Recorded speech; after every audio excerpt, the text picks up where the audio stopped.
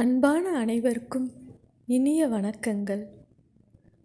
செல்லும் வழிகள் பிழையுடையதாக இருப்பினும் நோக்கம் தீர்க்கமாகவும் உறுதியாகவும் இருந்தால் இறைவனே மந்திர உபதேசம் புரிய ஓடி வருவான் என்பதற்கு சான்றாக திருமங்கையாழ்வார் வாழ்வில் நடந்த நிகழ்வுகளை நாம் பார்க்கவிருக்கின்றோம்.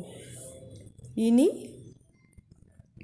சோழ சாம்ராஜ்யத்தில் அந்த உறையூர் அந்தகார சிறையானது கரிய மையையும் கண்ணங்கரிய இருளையும் சேர்த்து குழைத்தாற்போல் இருந்தது.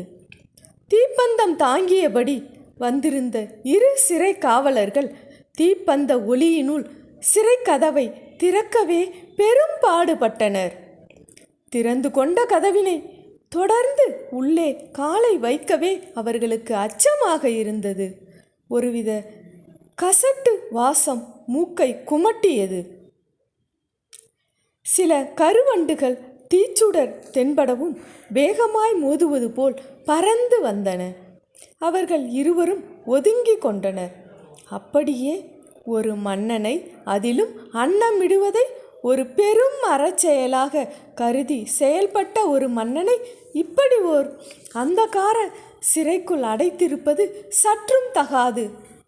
இதே சிறைசாலையில் காவல் இருக்கும் நமக்கே இந்த இடம் குலைநடுக்கம் தருவதாக உள்ளது என்றாலும் உள்ளிருக்கும் அரசனுக்கு எப்படி இருக்கும் என்கிற கேள்வியுடன் அவர்கள் சிறை மையத்தை அடையவும் அந்த சிறையின் ஒரு மூலையில் மூடிய விழிகளும் சம்படமிட்ட கோலமுமாய் அவர்கள் அரசன் என்று பார்த்த பரகாலனின் திவ்ய ரூபம் காட்சியளித்தது.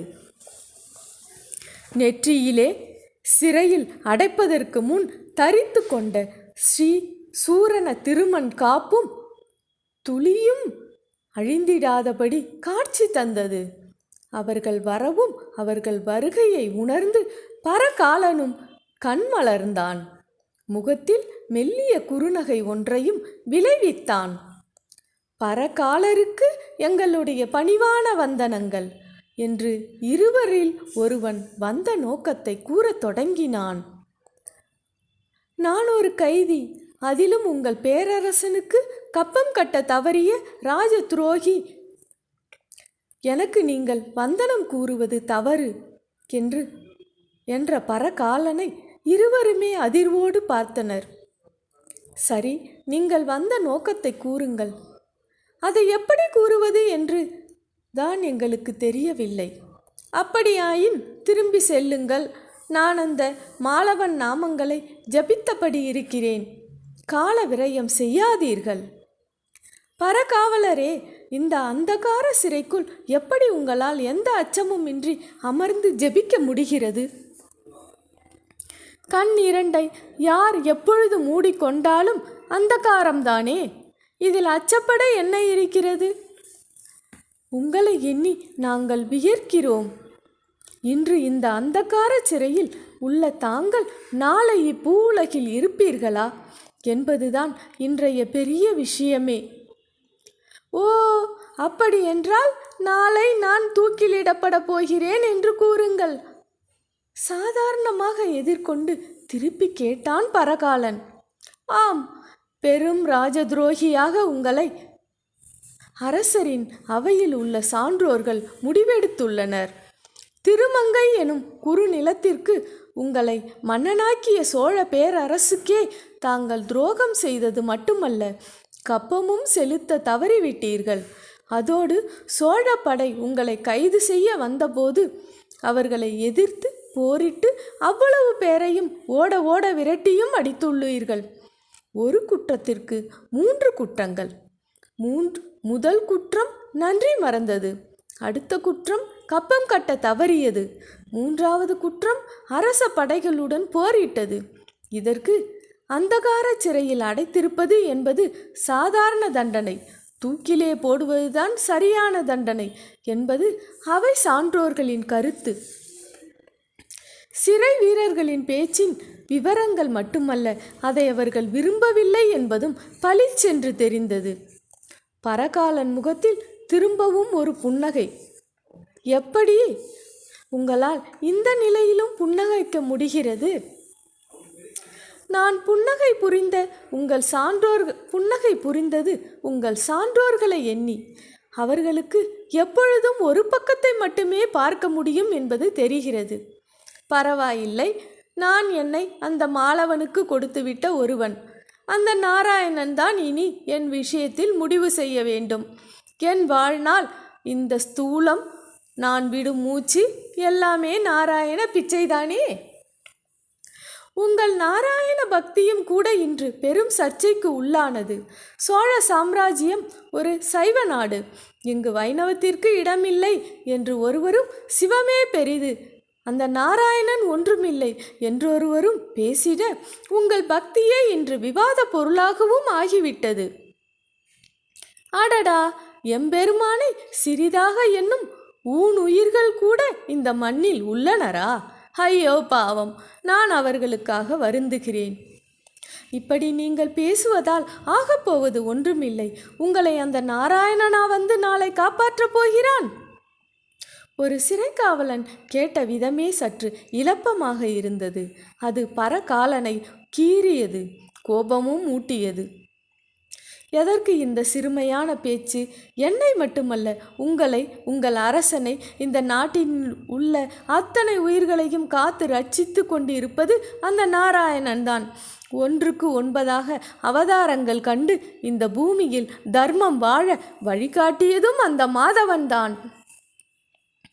ஊருலகை காப்பது இருக்கட்டும், நீங்கள் வணங்கிடும் அந்த நாராயணத்திற்கு சக்தி இருப்பது உண்மை என்றால் அது நாளை உங்களை காப்பாற்றுமா? எனக்கு அதில் ஏதாவது சந்தேகம் விளைந்தால் அல்லவா உங்களைப் போல நான் கேள்வி கேட்டிட? மன்னியுங்கள் பரகாவலரே, நாங்கள் உங்களுக்கு அனுதாபப்படுகிறோம். குமுதவல்லி என்னும் ஒரு நாட்டியக்காரி மீது காதலுற்று அவள் சொன்னாள் என்பதற்காக நீங்கள் திருமால் பக்தர் ஆனதாகத்தான் அறிகிறோம். அவள் சொன்னாள் என்பதற்காக அன்றாடம் 1000 வைணவர்களுக்கு அன்னதானம் செய்து வருவதாகவும் அறிந்தோம். அதனாலேயே நிதி பற்றாக்குறை ஏற்பட்டதால் தான் எங்கள் அரசருக்கு உங்களால் கப்பம் கட்ட இயலவில்லை. இப்படி ஒரு நிலைப்பாடுதான் உங்களை யுத்தம் செய்ய வைத்து இன்று கைதியாகவும் ஆக்கியுள்ளது. அதாவது உங்களது இன்றைய இக்கட்டுக்கு காரணமே உங்கள் நாராயண பக்திதான். இதை துளியும் உணராமல் அந்த நாராயணன் உங்களை காப்பாற்றி விடுவான் என்று எதை வைத்து நம்புகிறீர்கள் என்றே புரியவில்லை. அவர்கள் கேட்ட கேள்விகள் பரகாலனின் பொட்டில் அவர்கள் குறிப்பார்த்து அறைந்தது போன்ற உணர்வை தான் தோற்றுவித்தன. அப்படியே மௌனமாகி விட்டான். காவலர்கள் மீண்டும் தொடர்ந்தார்கள். சொல்கிறோம் என்று தவறாக கருத வேண்டாம். நீங்கள் நாராயணன் காலடிகளில் விழுவதால் கால் பணத்திற்கு கூட எதுவும் ஆகப்போவதில்லை. நாளை காலை உங்களுக்கு தூக்கு தண்டனை விதிக்க எங்கள் சிறை தலையாரி ஒருவர் வருவார். அப்பொழுது அவர் கால்களிலும், பின்னர் அமைச்சர்கள், அரசர் என்று மற்றவர் கால்களிலும் விழுந்து மன்னிப்பு கேளுங்கள். ஒருவேளை அவர்கள் உங்களை மன்னித்து மீண்டும் திருமங்கைக்கு உங்களை மன்னனாக்க கூடும். அதன் பின் நீங்கள் முறையாக கப்பம் கட்டி வந்தால் போதும். காலமெல்லாம் அரசனாகவே இருந்து தாங்கள் ஜெயம் பெறலாம்.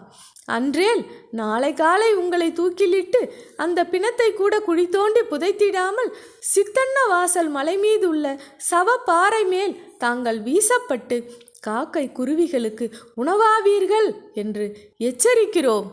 வருகிறோம். அவர்கள் தாங்கள் வந்த நோக்கத்தை தெரிவித்துவிட்டு பேச வேண்டியதையும் பேசிவிட்டு புறப்பட்டும் சென்றார்கள். மீண்டும் அந்த சிறையை அந்தகாரம் சூழ்ந்து கொண்டது. அவர்கள் கேட்ட கேள்விகள் பரகாலனின் மனத்தில் முட்டி மோதி பெரிய தர்க்க போராட்டமே நிகழ்ந்தது. இது ஒரு பெண்ணால் வந்த பக்தியா? உண்மையில் நான் நாராயண பக்தன் அல்லவா? இல்லாத ஒரு பக்தியை எவரால் தான் தூண்டிவிட முடியும்? அந்த பக்தியின் பேராலே நான் 1000 பேர்களுக்கு அன்னமிட்டது ஒரு தவறா?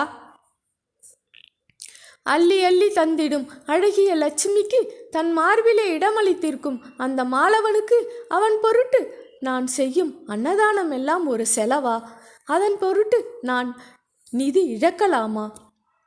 நான் நிதியை இழந்து இப்படி சிறையில் கிடப்பதும் சரிதானா? சிறை கதவுகளுக்கு அப்பால் விரைப்பாக நின்று கொண்டு வயிற்றுப்பாட்டின் நிமித்தம் காவல் புரிய வேண்டிய வீரர்கள் எல்லாமா என்னை கேள்வி கேட்பது? சிங்கம் சற்றே களைத்து உறங்கிடும் போது எலிகள் அதன் மேல் ஏறி விளையாடுவது போல இவர்களும் எனக்கு சமதையாக நின்று தலையாரி காலிலும் அமைச்சர் அரசன் என்று எல்லோர் கால்களிலும் விழும்படி கூறும் அளவிற்கு எனக்கு இழிநிலை வந்துவிட்டதே. இவர்கள் கால்களிலெல்லாம் விழுந்து உயிர் வாழ்வதை விட இங்கேயே இப்பொழுதே நான் மூர்ச்சை அடக்கி உயிர் விடுவதுதானே உத்தமம். மனதுக்குள் பலவாறாக முட்டி மோதிய பரகாலனும் அவ்வாறே செய்ய சித்தமாகி மூச்சை அடக்கி உயிர்விட துணிந்த போது அந்த அந்தகார சிறையே பிரகாசமாகும் அளவிற்கு ஓர் ஒளி தோன்றியது. அத்தோடு ஓர் அசரீரி ஒளியும் எழும்பியது. பரகாலா, குழப்பங்களை விலக்கு, அச்சத்தை உதறு, அசூசையும் அகற்று. எவர் பொருட்டு நீ என்பால் பக்தி கொண்டிருப்பினும் அதில் துளியும் சுயநலம் இல்லாததால் யாம் உன்னை ஆட்கொள்வோம். பொழுது விடியட்டும். காஞ்சி மாநகரில் இருக்கும் என் கருவறைக்கு வருவாய். அதன்பின் உன் அவ்வளவு கடன்களும் நீங்கிட யாமே வழி உரைப்போம். அசரீரி அடங்கி ஒளியும் விலகவும் திரும்பவும் அந்தகாரம் சூழ்ந்து கொண்டது. ஆனால் பரகாலன் மனத்திலோ இனம் புரியாத பரவசம். உதடிரண்டும் பெருமாளே, பேரருளாளா, மாலனே, நான் தன்யானேன் என்று கூற உள்ளம் புலங்காதிகம் எய்தியது.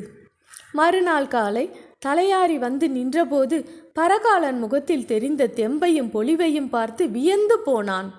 அவனிடமே, நான் உடனடியாக காஞ்சி மாநகர் சென்றாக வேண்டும். அங்கே உங்களுக்கான கப்ப பணத்தை அந்த பெருமானே தருவதாக கூறியுள்ளார் என்றான். தலையாரி சிரித்தான். தப்பி ஓட இப்படி ஒரு தந்திரமான பேச்சா என்றும் கேட்டான். காஞ்சிக்கு சென்ற பின் நான் கூறியபடி நடந்து கொள்ளவில்லை என்றால் அங்கேயே அப்பொழுதே என்னை வாளால் வெட்டி கொள்ளலாம். இது நாராயண சத்தியம் என்றான் பரகாலன். விஷயம் சோழ அரசன் காது வரை சென்றது. சரி, அவன் விருப்பப்படி காஞ்சி செல்க, நடப்பதை பார்ப்போம் என்றார் மன்னர். அதன்பின் ஒரு கைதி போல சங்கிலிகள் பூட்டி கொலைக்களத்திற்கு அழைத்து செல்வது போலத்தான் காஞ்சி நகருக்கு பரகாலனை அழைத்து சென்றனர். ஆலயத்தின் கருவறையை எட்டியபோது எல்லோர் கண்களுக்கும் கல்லூருவாக தெரிந்த அந்த வரதராஜன் பரகாலனுக்கு மட்டும் தன் திவ்ய ரூபம் காட்டினார். அதே சமயம் திருச்சந்நிதிக்குள் இருந்து ஒரு கருட பட்சி வெளியேறிய நிலையில் என் பின்னால் வாருங்கள் என்பது போல வழிகாட்டத் தொடங்கியது. அதன் வால் நீச்சல் அருகில் உள்ள பாலாற்றங்கரை புன்னை மரம் ஒன்றின் அடி நிழலில் முடிவடைந்தது. அங்கே தோன்றிய போது 8 அண்டாக்களில் வழிய வழிய பொன். சோழ அரசனின் காவல் வீரர்களும் தலையாரியும் வாயை பிளந்து விட்டனர். அவற்றை அப்படியே கட்டப்படாத கப்பத்திற்கு ஈடாக எடுத்துக்கொள்வதாக கூறிய உடன் வந்திருந்த அமைச்சர் ஒருவர் அந்த அருட்சம்பவத்தையும் ஒரு தந்திர செயலாகவே கருதினார். இந்த பொன் அண்டாக்களை பரகாலன் தான் முன்பே இங்கு புதைத்து வைத்துள்ளான். இப்பொழுது இறைவன் தருவது போல நாம் உணர வேண்டும் என்பதற்காக நாடகமாடுகிறான் என்று கருதியவர், கப்ப பணத்துக்கு இதை நேர் செய்து கொள்ளலாம், 10,000 மூடை நெல்லுக்கு என்ன செய்ய போகிறாய் என்று கேட்டார். சோதனைக்கே சோதனை. பரகாலன் அயரவில்லை. கண்களை மூடினான். திருமாலே, பொன்னை வாரி தந்த உனக்கு பொருள் தருவது தானா பெரிது என்று மனதுக்குள் கேட்ட கேள்விக்கு எதிரில் தெரியும் ஆற்று மணல் அவ்வளவும் உன் பொருட்டு நெல்லாகும் என்று அப்பொழுதே பதில் கிட்டியது. பரகாலனும் கண் திறந்து, அதோ நெல்வெளி, வேண்டும் மட்டும் அள்ளி கொள்ளுங்கள் என்றான். மண்வெளியை காட்டி நெல்வெளி என்கிறாயே என அமைச்சரும் சீறிட, அருகில் சென்று பாருங்கள், உண்மை புரியும் என்றான் பரகாலன். அதேபோல் சென்று பார்க்கவும் அவ்வளவு விளைந்த நெற்கதிர்களாய் இருந்ததை கண்ட அமைச்சர் அப்பொழுதே மனம் மாறியவராக, பரகாவலரே, இனி நானும் அந்த நாராயணன் அடிமை.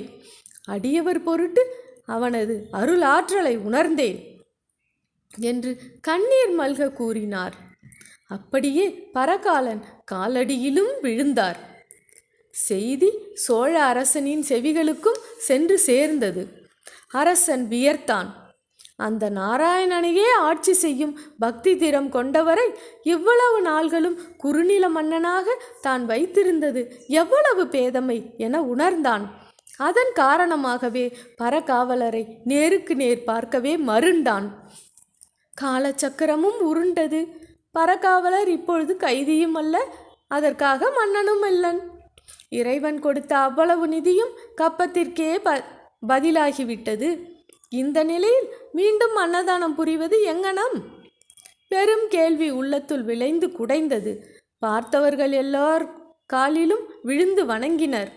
பரகாவலரே, நீங்கள் கேட்டால் அந்த திருமால் குபேரனையே உங்களுக்கு ஏவல் புரிய வைப்பார், உங்களுக்கென்ன என்றனர். அப்படியே ஆற்று மணலும் பொருட்டு நெல்லாகுமே என்றனர். சிலர் நிதி உதவியும் வேண்டினர். எல்லாம் சேர்த்து பரகாவலனை பெரிதும் பாதித்தது. மீண்டும் இறைவனிடம் கையேந்த ஏனோ மனம் தடுமாறியது. ஒரு முறை கேட்பதே உதவி, பலமுறை கேட்டால் அது பிச்சை. இறைவனிடம் பிச்சை கேட்க எதனாலோ மனது கூசியது. அவனிடம் பெற்று அவன் அடியவர்களுக்கே தானமிடுவதில் அர்த்தம் இல்லை என்றும் தோன்றியது. அதே சமயம் இயலாதவன் போல் பொழுதை வீணே கழிப்பதிலும் பரகாலனுக்கு உடன்பாடில்லை. ஒரு வீரனாய், ஒரு அரசனாய், ஒரு வைணவனாய் பலவாறு வாழ்ந்த வாழ்க்கை முறை புரட்டி எடுத்தது. அதே சமயம் அவரால் இனி நிச்சயம் தங்களுக்கு அன்னம் கிட்டப்போவது உறுதி என்ற எண்ணத்தில் நெற்றி நிறைய திருமுன் பூச்சுடன் அடியவர் கூட்டம் மீண்டும் கூட தொடங்கிவிட்டது. அடடா, பசி என்று வந்து நிற்பவர்களுக்கு சோறிட்டாக வேண்டுமே. இதை செய்ய திருடுவது கூட பாபமில்லையே. ஒரு நியாயம் மனதில் எழும்பலாயிற்று. அடிப்படையில் கள்ளர் பிறப்பில் பிறந்து வளர்ந்ததும் கள்ளர்களுக்கே உரிய இருப்பவரிடம் இருந்து எடுத்து இல்லாதவர்களுக்கு கொடுத்திடும் புதிய நியாய சித்தாந்தம் பெரிதாக வேலை செய்ய ஆரம்பித்தது. அடுத்த நொடியே பரகாலர் பழையபடி கள்ளராகிவிட்டார். அதைத் தொடர்ந்து அவரது சகாக்களும் அவரோடு சேர்ந்து கொண்டனர். பார்க்கடலில் கண்மூடி சயனித்தபடியே இருக்கும் அந்த திருமாலின் உதட்டிலும் ஒரு மர்ம புன்னகை. தன் பக்தன் தன்னை கேளாமல் எப்படி தனது வைணவ நெறிப்பாட்டை காட்டப் போகிறான் பார்ப்போம் என்று காத்திருந்தவருக்கு அவனது கல்லாவதாரம் ஓர் ஆச்சரிய அதிர்வும் கூட. இவன் ஒரு விசித்திர பக்தன், வினோதகன். யாசிக்க மறுக்கும் சுயமரியாதை, பசியை போக்க துடிக்கும் பரோபகாரம், இது இரண்டும் அந்த பக்தனை மீண்டும் கல்வனாக்குவதில் அந்த திருமாலுக்கு உடன்பாடு இல்லை. அந்த நொடியே ஒரு முடிவுக்கு வந்தார் திருமால். தானும் லக்ஷ்மியுமாக ஒரு புதுமண தம்பதி கோலத்தில் சொர்ண ஆபரணங்கள் மேனிமேல் மின்ன பரகாலர் கள்ள தொழில் புரிய தொடங்கிவிட்ட காட்டுக்குள் புகுந்து விட்டார். ஜல் ஜல் ஜல் என்றது அவர் அமர்ந்து வந்த மாட்டு வண்டி. பரகாலனும் சுற்றி வளைத்தான். புதுமண தம்பதியிடம் நகைகளை கழட்டி தர சொன்னான். திருமாலும் அவனுடன் வாதத்தில் இறங்கினார். அப்பனே, இப்படி திருடுவதற்கு பிச்சை எடுப்பது நல்லது அல்லவா? இது இழிவாக தெரியவில்லையா உனக்கு? நாட்டில் பசித்த வயிற்றோடு பல பேர் இருக்க இப்படி நகைகளில் முதலீடு செய்வது அதைவிட இழிவானதல்லவா? சேர்க்கத்தானே செல்வம். சேர்த்ததை விண்ணகத்திற்கு கொண்டு செல்ல இயலுமா உம்மால்? அதற்காக சந்நியாசி போல எல்லோரும் எதுவும் இன்றி இருப்பதுதான் இல்லற வாழ்வா? பொன்னகை எதற்கு? புன்னகை இருக்க. வீண் பேச்சு பேசாமல் நகைகளை கழட்டுங்கள். இதை கொண்டே நாளைய அன்னதானம் நடந்தாக வேண்டும். ஓஹோ, என் செல்வம் கொண்டு உன் தர்மமா? வினோதம்தான். வேண்டாம், நீயே உன் பெயரில் அன்னமளிப்பதாக சொல், விட்டு விடுகிறேன். அன்னமளிப்பதை ஆசையாக செய்ய வேண்டும், இப்படி அடித்து பிடித்து செய்யக்கூடாது. உபதேசம் போதும், இது என் வழி, நான் இப்படித்தான் செயல்படுவேன். எந்த மயிலும் கேட்பவர்களுக்கு தங்கள் இறகுகளை தந்ததில்லை, பிடுங்கினால்தான் ஆயிற்று. பரகாலனும் பிடுங்கினான். இருந்தும் அந்த மணமகன் காலில் உள்ள ஒரு மிஞ்சியை கழட்ட முடியவில்லை. போகட்டும் என்று விட்டுவிட பரகாலனும் தயாரில்லை. காலை பிடித்து தன் வாயில் உள்ள பற்களால் கடித்து அந்த மிஞ்சியை கழற்ற முனைந்தான். பிறருக்கு தர்மம் செய்வதற்காக இப்படி ஒருவர் காலையே பிடித்து அதை நெருடலின்றி வாயிலும் வைத்து கொள்வது எத்தனை பெரிய செயல்! மணமகன் வடிவில் வந்திருக்கும் அந்த திருமாலும் பரகாலனின் இந்த அரிய செயல் கண்டு இவன் நம் கலியனோ என வியந்தார். ஆயிற்று, ஒரு வழியாக அவ்வளவு நகைகளையும் மூட்டை கட்டிய பரகாலன் அதை தூக்க முனைந்த போதுதான் ஆரம்பமாயிற்று நாராயண சோதனை.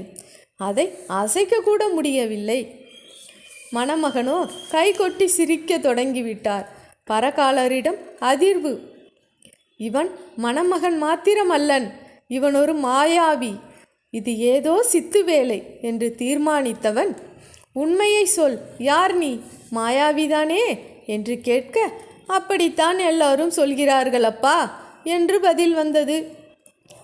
எந்த மந்திரத்தால் இதை இப்படி கட்டி போட்டாய்? அதை நான் உனக்கு உபதேசிக்கட்டுமா? அந்த மந்திரம் உபதேச மந்திரமா? ஆமப்பா, அதற்கு அண்ட சராசரங்களே கட்டுப்படும் போது அற்பமான இந்த நகை மூட்டையெல்லாம் ஒரு பொருட்டா என்ன? மணமகனின் கேள்வி பரகாலன் காதை கரித்தது. என்ன, அந்த மந்திர உபதேசத்திற்கு நீ தயாரா? நான் தயார். ஆனால் என்னை உன் மந்திரம் எதுவும் செய்து விடாதே. இந்த மந்திரம் உன்னை வாழ்வாங்கு வாழ வைக்கும். பொன்னையும் பொருளையும் இன்று திருடும் நீ நாளை இந்த மண்ணில் உள்ளோர் மனங்களையெல்லாம் திருடுபவனாக ஆகிவிடுவாய். அவ்வளவு ஏன், நீ எந்த திருமாலை உன் இறைவனாக கருதி இதையெல்லாம் செய்கிறாயோ அவரே இந்த மந்திரத்தை நீ உச்சரிக்கும் போது உன் முன் தோன்றி நிற்பாரப்பா. அப்படியானால் நான் இப்பொழுதே தயார் என்ற பரகாலன் மணமகனுக்கு காதை கொடுத்தான். அந்த திருக்காதில் மணமகனாகிய அந்த திருமாலே ஓம் நமோ நாராயணா என்கிற அச்சாட்சர திருமந்திர சொல்லை உபதேசித்தார். அடுத்த கணமே பரகாலனிடம் ஒரு பெரும் சிலிர்ப்பு. இரும்பை பற்றிய காந்தத்தைப் போல அதை அப்படியே பற்றி கொண்ட பரகாலன் கண்களை மூடிய நிலையில் ஓம் நமோ நாராயணா, ஓம் நமோ நாராயணா, ஓம் நமோ நாராயணா என்று கூற கூற விண்மேல் கருட வாகனத்தில் அந்த பரந்தாமனே திருமகளுடன் ஒன்று சேர்ந்து திருக்காட்சி தந்தான். வழிகள் பிழையுடையதாக இருப்பினும் நோக்கம் தீர்க்கமாகவும் உறுதியாகவும் இருந்தால் இறைவனே மந்திர உபதேசம் புரிய ஓடி வருவான் என்பதற்கு சான்றாக அந்த திருக்காட்சி நிகழ்ந்தது. இப்படி திருடியாவது பசிப்பினியை போக்க வேண்டும் என்று கருதி பக்தி செய்த பரகாலன்தான் பின்னாளில் திருமங்கை ஆழ்வாராக ஆகி போற்றப்படுகிறார்.